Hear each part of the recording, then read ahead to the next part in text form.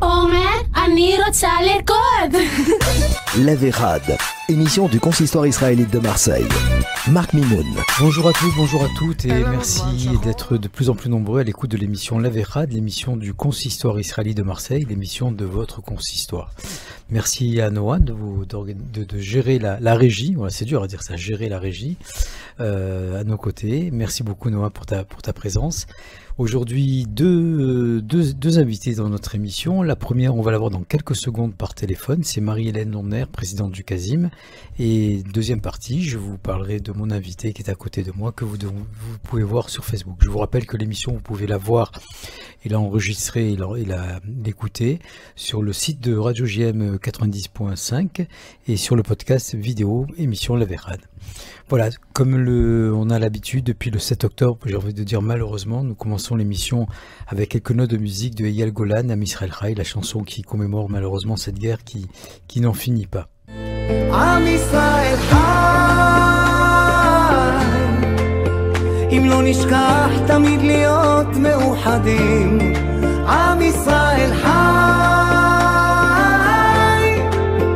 בעליות בירידות גם בשעות הכי קשות. הקדוש ברוך הוא שומר עלינו, אז מי יכול עלינו? כי אין לנו עוד מדינה.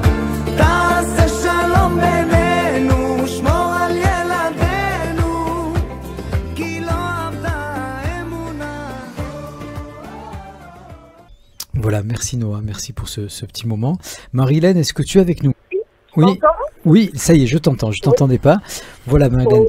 Donc écoute, je sais que tu es à distance et que tu es en bonne compagnie puisque tu es avec ton mari qui est rien d'autre qu'un de mes meilleurs amis, Alain.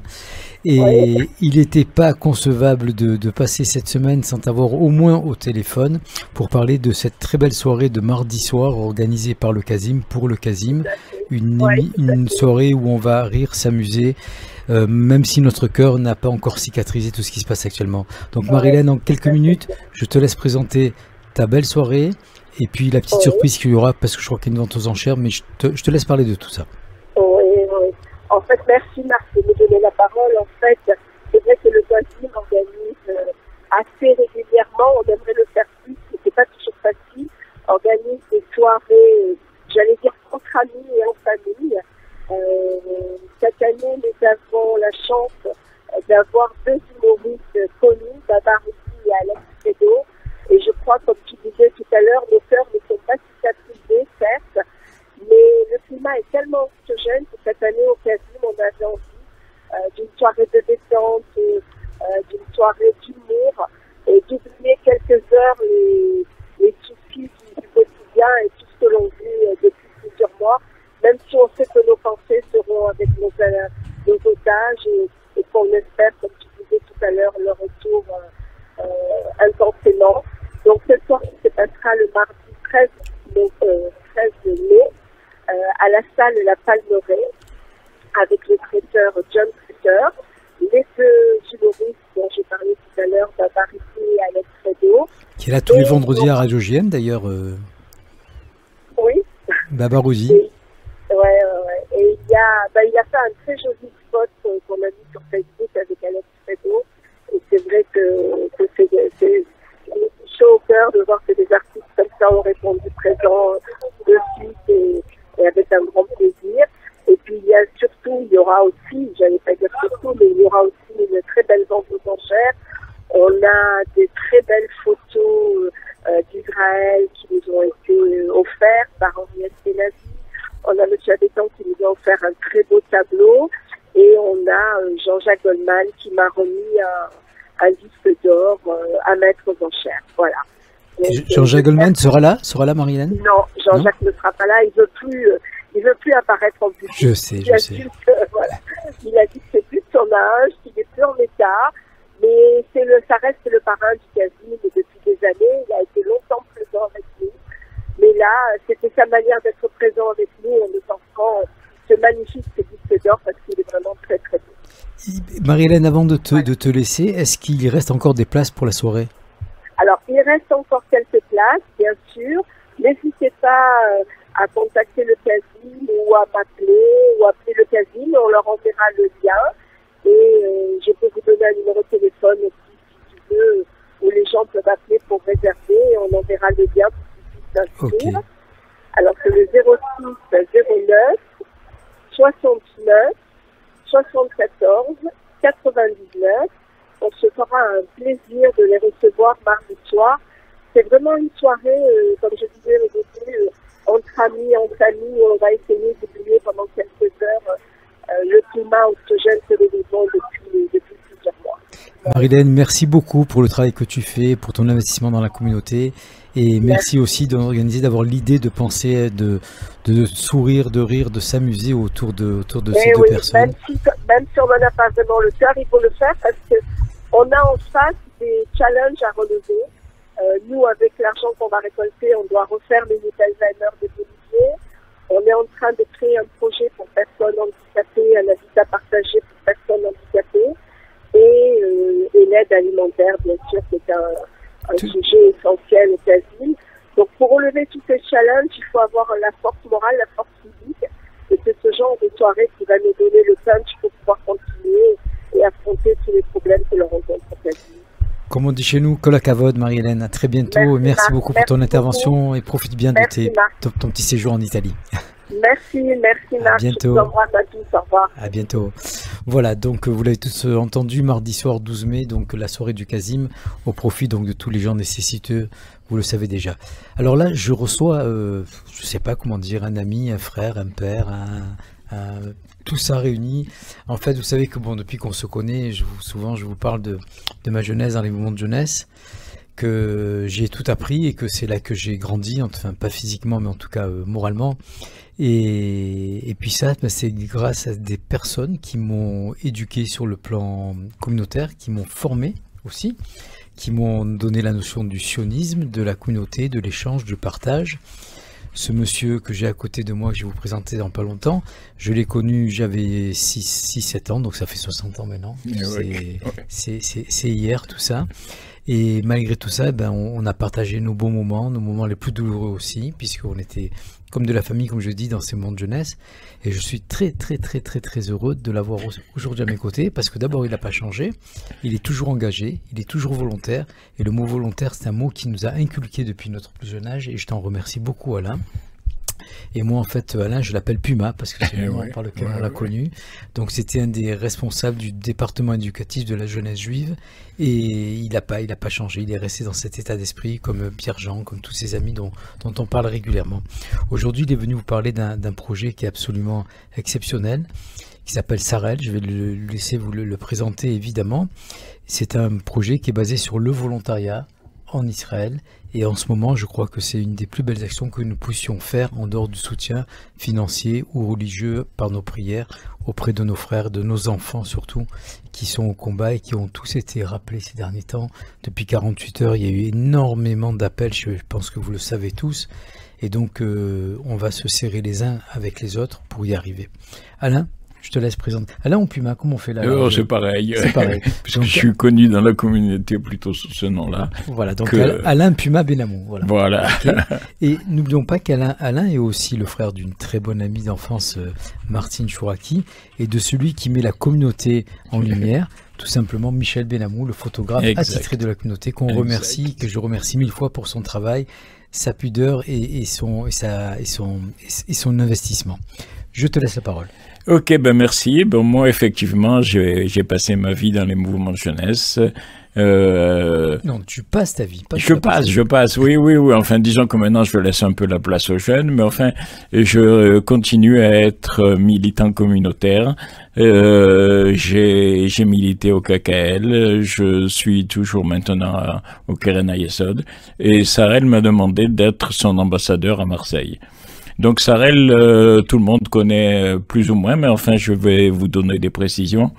Sarel, c'est un organisme de Tzahal, ça fait partie de Tzahal, qui s'occupe des volontaires civils, c'est-à-dire évidemment non militaires, pour tout ce qui est le volontariat, aussi bien de l'étranger que même pour les Israéliens. Donc il s'agit bien sûr pas d'aller faire des opérations militaires, mais de préparer de tout ce qui est préparation à l'arrière, préparation d'équipements, préparation de nourriture, préparation surtout de médicaments, toutes sortes de matériel. Et là, comme vous le savez, Tsahal va remobiliser encore des dizaines de milliers de réservistes, et donc il y a énormément de travail dans les bases. Il faut préparer tout ça, il faut que chaque unité sur le terrain ait tout ce dont elle a besoin, et pour ça évidemment on fait appel aux volontaires.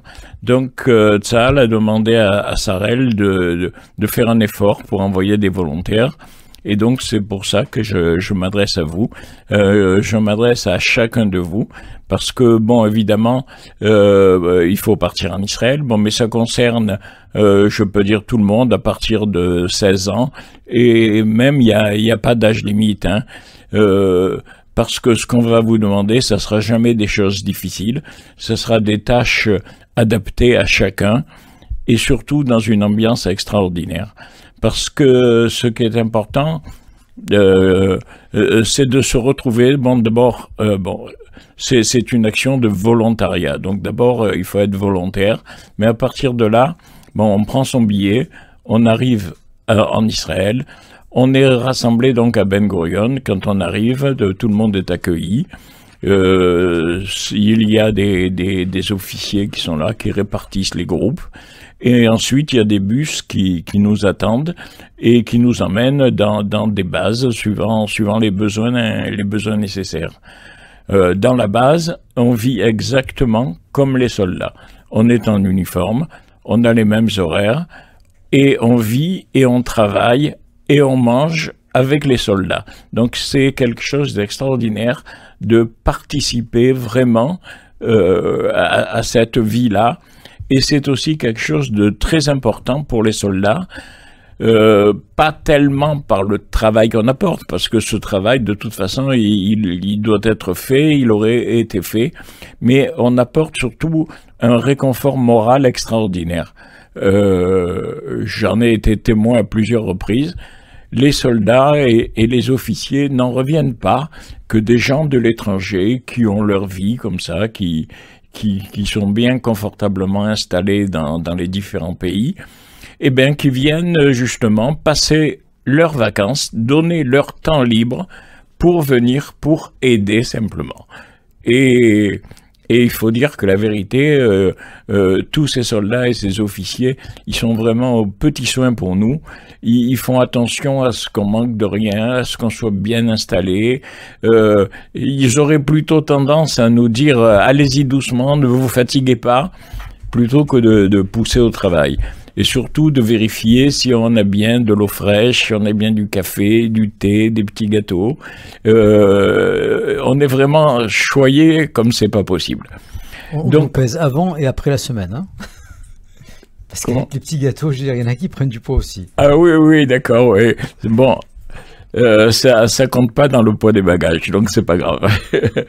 donc voilà comment ça se passe. C'est une ambiance vraiment extraordinaire, et donc je vous dis, enfin, moi, si je peux me permettre de vous encourager, qui que vous soyez, parce que c'est une expérience très enrichissante et très très intéressante, et vraiment une expérience inoubliable pour le volontaire qui le fait et pour les soldats qui sont là. Parce qu'il ne faut pas oublier quand même que pour les Israéliens, ces jeunes gens et ces jeunes filles, ils donnent 3 ans pour les garçons, 2 ans et demi pour les filles, de leurs plus belles années pour l'armée, pour défendre le pays qui est quand même notre pays, et bien sûr, comme vous le savez malheureusement, en allant même jusqu'au sacrifice suprême. Mais ils savent pourquoi ils le font, et c'est ça qui est important. Et nous évidemment, nous aimons Israël de loin. C'est bien beau d'être sioniste, mais il suffit pas d'avoir des sentiments, il faut aussi s'engager. Et entre autres, comme nous le disent les téphilines, si on met sur la tête, c'est pour la pensée, et sur le bras, c'est pour l'action. Donc, il faut que l'action suive la pensée. Donc voilà pour vous dire un petit peu ce que c'est Sarel. Sarel, si vous voulez, pour un peu d'histoire, Sarel, ça a été créé en 1982 pendant la guerre du Liban. Il se trouve que à ce moment-là, c'était l'époque des récoltes. Et dans toutes les exploitations de Galilée, du nord du pays, du Golan, au moment de faire la récolte, les hommes, évidemment, ont été mobilisés, ont été appelés, et les récoltes risquaient d'être perdues. Et c'est à ce moment-là qu'une personne, le docteur Aaron Davidi, Zichrono Livracha, a eu l'idée de mobiliser ces réseaux aux États-Unis pour faire venir des volontaires pour remplacer les soldats pour faire ces récoltes. Et effectivement, ça a eu un grand retentissement. À l'époque, il y avait 600 personnes qui étaient venues et qui avaient donc effectivement sauvé ces récoltes parce que c'était bien sûr le travail de toute une année. Et par la suite, ensuite en 83, il a eu l'idée donc de créer Sarel en faisant appel à des volontaires de l'étranger. Et il y a eu énormément de gens de plus de 30 pays. Alors évidemment les pays d'Europe, mais même tous les pays d'Europe de l'Est, anciennement communistes, les pays d'Amérique du Sud. Et ça, c'est aussi quelque chose d'extraordinaire de pouvoir se retrouver avec des gens qui viennent de tous les horizons, aussi bien géographiques que politiques, parce qu'il n'y a pas de différence. Hein. Il n'y a pas de religieux, pas religieux, il n'y a pas de droite, de gauche. Il y a une seule chose qui compte, c'est l'amour d'Israël et la volonté justement d'aider dans ce but-là. Là, je reconnais mon formateur là, qui est bien militant, bénévole, volontaire, et ça, Alain, je veux dire, en t'écoutant parler, on n'a qu'une envie, c'est te poser les questions que je vais me permettre de te poser. Ah oui. Concrètement, première question, est-ce qu'on est obligé de savoir parler hébreu ou anglais, ou la langue française suffit ? Non, alors effectivement, ce sont des volontaires qui viennent de tous les pays, qui sont organisés en groupes, disons, d'une vingtaine. Et pour chaque groupe, justement, il y a une madricha de Sarel, une soldate qui est affectée à ce groupe pour réaliser toutes les relations avec l'armée. Donc on n'a absolument pas besoin de parler ni l'hébreu, ni l'anglais, ni rien d'autre. On peut, en général, oui, ce sont des madrichotes qui parlent français aussi, qui sont francophones, pour les groupes français, bien sûr, et pour les groupes américains ou espagnols ou quoi. Il y a des madrichotes dans chaque groupe qui font la relation avec l'armée. Donc tu as dit aussi que donc à partir de l'âge de 16 ans jusqu'à 120 ans si tu veux, d'ailleurs je le confirme puisque mon papa, le pauvre, qui est plus là maintenant, son dernier volontariat il avait fait à 82 ans. Et oui, et moi je peux dire aussi que c'est grâce à ton papa que j'ai connu Sarel. Ah, ça tu m'apprends par contre, ça se fait souvent. Oui, parce que je cherchais justement à faire quelque chose dans le volontariat, et c'est lui qui m'avait indiqué cet organisme. Et je lui en suis infiniment reconnaissant.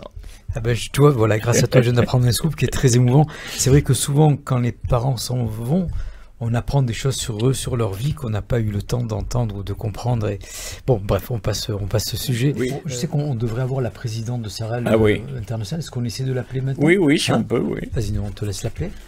Allô ? Oui, bonjour. Oui, bonjour Keren, Marc Memoun, reste de l'émission L'Avéchad, l'émission de la radio GM, de l'émission du Consistoire. Je suis avec Alain Benamou, qui donc nous présente... Coucou, salut, enchanté. Voilà, Alain qui nous présente cette belle association que vous présidez, Sarel. Donc il avait envie que nous vous ayons au téléphone en direct. Et donc je vous le passe pour vous dire que vous savez. Déjà, Sarel existe donc depuis 42 ans qu'on donne du soutien à l'armée. Et depuis le 7 octobre, on a fait venir un peu plus que 60 000 volontaires du monde entier, de tout âge. Et malheureusement, la guerre n'arrête pas de nous surprendre, elle ne s'arrête pas et les besoins n'arrêtent pas de grandir. Surtout depuis cette semaine qu'ils ont demandé plus de réservistes. Et ils ont rappelé énormément de soldats, de volontaires pour venir aider l'armée, sur tous les besoins qui se sont rajoutés dans la dernière semaine. Donc déjà, on remercie tous les gens qui sont venus, qui nous ont soutenus depuis le début de la guerre, mais c'est pas fini malheureusement, et on a encore besoin de vous. Et on vous appelle nombreux de venir et nous soutenir et soutenir l'armée et les soldats qu'on aime tellement. Et je remercie aussi tous les ambassadeurs de France, vraiment de nous aider à traiter plus de monde et à soutenir Israël. Ok. Merci beaucoup, Keren. Merci, à bientôt. Au revoir. Merci à vous, à bientôt, bye bye. Voilà, là, donc l'émission passe très très vite, comme tu t'en aperçois. Donc concrètement, on veut partir. Qui on appelle? Oui. Où on va et combien ça coûte? Alors, donc pour partir, il suffit de s'inscrire. La durée minimum, c'est une semaine. Enfin, une semaine, c'est-à-dire du dimanche au jeudi. Hein, parce que le Shabbat n'est pas dans la base. On peut évidemment aller dans la famille où on veut. Et on repart, si on veut faire une deuxième semaine ou plus, hein, parce que bon, le temps est limité quand même à 6 semaines, mais on peut faire de 1 à 6 semaines. Donc à chaque fois, on est libéré le jeudi après-midi et on est récupéré le dimanche matin. Voilà pour la durée. Donc vous pouvez vous renseigner. Donc il y a un site. Bon, évidemment, c'est le site de Sarel. C'est le voilà, c'est alors évidemment www.sar.el.org. Donc ça, c'est le site où vous pourrez avoir les renseignements complémentaires. Les renseignements, oui. Et donc, qui prend le billet d'avion? Je veux dire, comment ça se passe? Alors justement, le billet d'avion est à votre charge. Hein, c'est-à-dire, c'est du volontariat. Donc, chacun prend son billet et on se retrouve à l'aéroport Ben Gurion, où, à partir de là, on est pris en charge. J'ai l'impression qu'on aimerait tous y être. La manière dont tu nous as parlé de ce volontariat, donc surtout qu'on se rappelle que nos frères, nos enfants sont appelés tous les jours de plus en plus. Donc vous avez compris qu'ils ont besoin de nous. Bien sûr que les volontaires dont nous sommes n'iront pas sur les lieux de combat, iront dans des bases militaires sécurisées. Oui, parce que les bases, évidemment, ne sont jamais à la frontière, c'est des bases à l'intérieur qui sont entièrement sécurisées et les volontaires, justement, sont plus que pris en charge, je veux dire, ils sont protégés au maximum, quoi. Donc voilà, si vous les avez envie de vivre une semaine, jusqu'à 6 semaines, à l'heure israélienne, à l'heure de Tzal, à l'heure de l'armée, un endroit où vous allez, parce que je connais beaucoup de gens qui en sont revenus, ils reviennent pas du tout comme ils sont partis, ils reviennent avec un cœur gros comme ça, ils n'ont qu'une envie, c'est repartir évidemment. Vous allez voir vraiment ce qu'est la vraie vie. Vous allez sortir des émissions télé, de tout ce qu'on peut raconter, des émissions politiques et des émissions qui sont là pour nous déformer. Vous allez vivre la réalité auprès de gens qui le méritent. Et quand on est là-bas, on a l'impression presque qu'on a de la pudeur parce qu'ils sont tellement gentils vis-à-vis de nous, ces jeunes militaires. On a envie de leur dire, mais on est là pour vous, et en fait, eux, ils sont là aussi pour nous.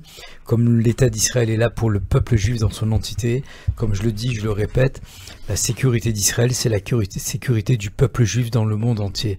Donc, ils ont besoin de nous, nous avons besoin d'eux, nous ne devons pas les lâcher, et maintenant, plus que jamais, donc, pour ceux qui n'ont pas encore fait, un volontariat à Sarel, mais ça ne s'arrête jamais à un volontariat. Oui. Moi, personnellement, j'ai commencé donc en 2002 et puis j'y suis retourné tous les ans. Et là, je vais repartir encore certainement.